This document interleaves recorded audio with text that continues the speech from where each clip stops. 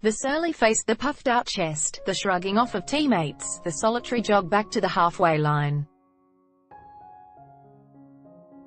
Yes, this had all the hallmarks of a Cristiano Ronaldo political statement. Madrid's greatest ever goalscorer had a history of airing his off-field grievances with a moody celebration on the pitch.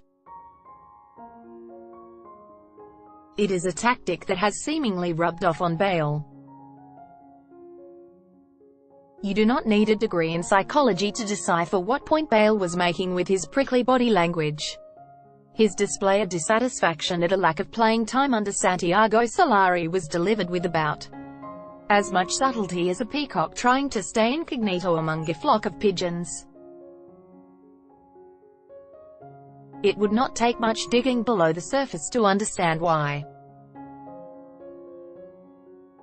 When Ronaldo played chicken over his future with President Florentino Perez and the Madrid hierarchy won too many times and was sold in a blockbuster move to Juventus, there was meant to be a passing of the torch to Bale. It was time to take on Ronaldo's mantle as the face that runs the place. The only trouble is that the ghost of Madrid future is unceremoniously usurping the ghost of Madrid present. An untimely calf injury, the latest in a series of muscular issues that have plagued Bale in recent years,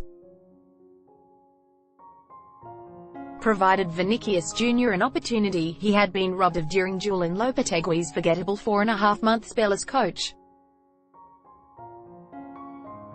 The Brazil star in the making has grasped his chance with both hands, and Bale has been largely consigned to a bench role as Solari persists with a front three of Karim Benzema, Vinicius and Lucas Vazquez. Indeed, just 2 of his past 9 appearances have come from the start. A player of Bale's undoubted quality should not be warming the bench, particularly when at 29 he is in what should be the peak years of his career. The trouble is, if you believe the reports, Bale does not have many allies in the Madrid dressing room. Indeed, Marcelo and Thibaut Courtois have recently spoken about Bale in a way that paints the picture of a superstar in isolation. All is not lost for Bale. It is easy to imagine that the former Tottenham star allowed himself an "I told you so" moment as Madrid suffered more Bernabeu humiliation against fierce rivals Barcelona in a 3-0 Copa del Rey semi-final defeat on Wednesday. That loss, which consigned Los Blancos to a 4-1 aggregate reverse, may convince Solari to roll the dice and start Bale in Saturday's second part of a Santiago Bernabeu Clasico doubleheader that has taken on increased significance for the head coach. Earlier this month, Solari was silencing the doubters. A 3-1 beating of rivals Atletico Madrid brought out the war cries. The title race in La Liga was on.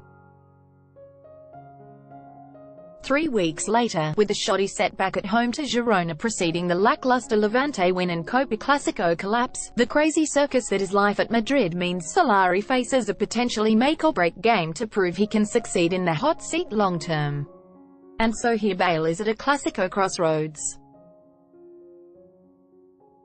If he can inspire an instant reply in Madrid's last chance to stay in a title race that already looks beyond them given the 9-point gap to Barca, then the course of history may be headed for a different path.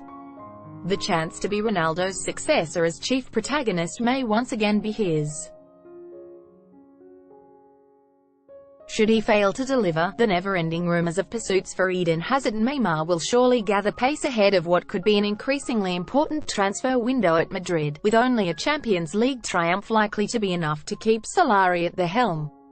The thought that Madrid would sell their 2 greatest attacking assets in consecutive close seasons would at one point have been akin to going all in, with ace high in a poker game of unimaginable stakes, but it is a scenario that looks increasingly less a gamble and more an inevitability.